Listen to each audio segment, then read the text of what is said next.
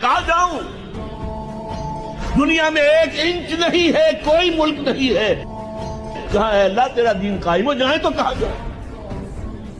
دیکھیے ہماری بندگی جزوی ہے، نمازیں ہم پڑھ رہے ہیں، روزے ہم رکھ رہے ہیں، مسجدیں عالی شان بنائی ہیں، مدرسے بھی بہت بڑے بڑے بن گئے ہیں، واقعتاً اس میں کوئی شک نہیں، لیکن سوال یہ ہے کہ اوپر جو چھت ہے وہ تو کافرانہ ہے، قانون تو اللہ کا نہیں ہے، کتاب و سنت کے احکام تو نافذ نہیں ہے۔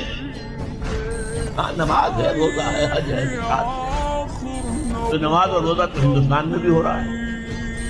ہم نے یہ ملک بنایا تھا کہ یہاں اسلام کا نظام قائم کریں گے۔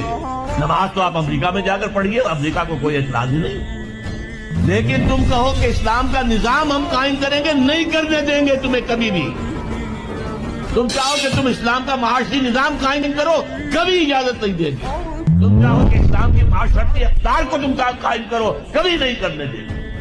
یہ ہے اس وقت جو ہمارے ساتھ پیش آ رہا ہے معاملہ، پورا مغرب اس پر اڑا ہوا ہے، اسلامی نظام کہیں نہیں آنے دے گا۔